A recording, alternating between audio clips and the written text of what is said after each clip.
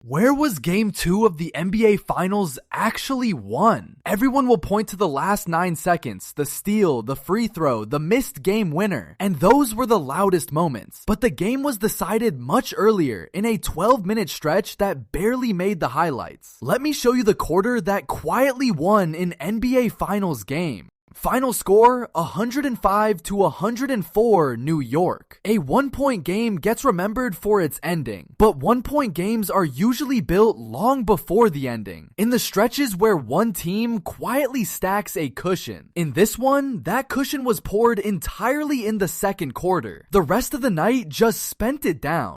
This is Game is Culture. Real quick before we dig in, if you like breakdowns that actually show the math instead of just yelling takes at you, go hit subscribe. It's free and it genuinely helps, so click it. Start with how the night opened. San Antonio came out scorching. Look at the Spurs by quarter. They dropped 34 points in the first, their best quarter of the night, in front of their own crowd. They were flying, the building was rocking, and they built a 9-point lead. If you turned the game off after 12 minutes, you'd have bet the house on San Antonio. 34 points in a finals quarter is championship offense. San Antonio looked like the better team, the more confident team, the team about to even the series. And then the second quarter happened, and the entire identity of the game flipped on its head.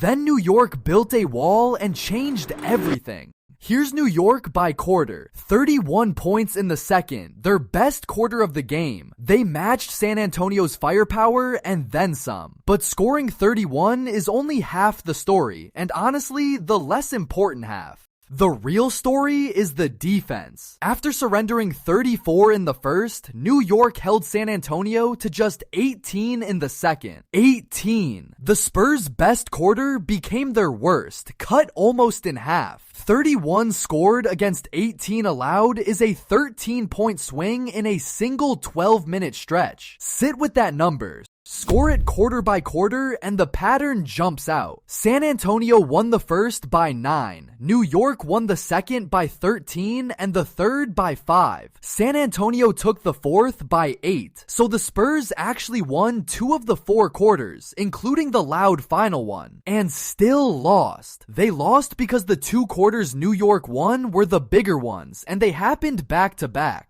Drag the lead across the 4 quarters and watch the whole game tilt. San Antonio up 9 after 1. Then the second quarter flips it. New York ahead by 4 at the half. They stretch it to 9 after 3, and even though the Spurs storm back in the fourth, the cushion holds by 1. The whole shape of the game bends at that 1 quarter. Think about what that quarter did psychologically. San Antonio went from up 9 and cruising to down 4 at the half in their own building without ever getting blown out. That kind of swing doesn't just change the scoreboard, it changes who believes. New York walked to the locker room with the game's momentum in their pocket. Quick interruption, because the next number ties a bow on it. Hit subscribe if you're enjoying this. I'm not going to beg, but I am going to ask, so hit it, and I'll wait. So why did that 1 quarter end up deciding the whole thing? Because New York kept stacking. They pushed the lead to 9 after 3 quarters. That meant when San Antonio finally found its legs and exploded for 29 in the fourth, the comeback ran out of runway. The Spurs won the fourth quarter by 8 and still lost the game by 1. The math simply did not have enough time left. Here's the whole video in one comparison. The second quarter swing was plus 13 for New York. The final margin was plus 1. The cushion they built in those 12 minutes was 13 times the size of the margin they won by. The ending was dramatic. The second quarter was decisive. And this is the trap of watching basketball through highlights. The fourth quarter comeback gets the clips. The steal gets the replays. But San Antonio spent that entire heroic fourth quarter just climbing out of a hole they dug in the second. The drama at the end only existed because of the damage in the middle. And the third quarter quietly mattered just as much as the second. New York didn't let the halftime lead slip. They pushed it back out to 9 after 3, adding another cushion on top of the one they'd already built. By the time the fourth quarter drama arrived, San Antonio wasn't chasing a 4-point game. They were chasing 9 with a tired roster against a defense that had already proven it could lock in for a full quarter.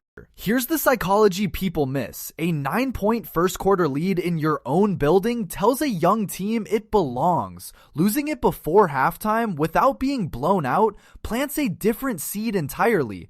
Doubt. New York didn't just win the second quarter on the scoreboard. They took San Antonio's belief in San Antonio's arena, and they did it with defense, the one thing that travels every single night.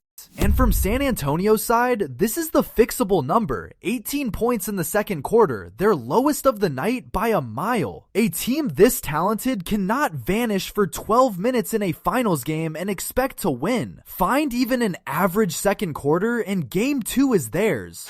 So here's the lesson hiding in a 1-point game. Finals games are not won in the last minute nearly as often as the broadcast makes you believe. They're won in the quiet quarters, the defensive stretches nobody clips, the runs that happen while casual fans are checking their phones. Game 2 was won in a 12-minute window in the first half, and almost nobody is talking about it. For New York, this is the blueprint. Their defense can take a great offense and cut it in half for a quarter, and that single quarter can be worth more than any closing play. For San Antonio, it's the warning. Win the second quarter and you probably win the series opener you so desperately needed. So I'll leave it with you. Do you buy that a 1-point game was really decided in the second quarter, or do you still credit the ending? I think the math is loud. The game was won at halftime. Tell me where you land down in the comments. And if you enjoyed this video, please be sure to subscribe. We're in a race to 1,000 subscribers, so please join the family.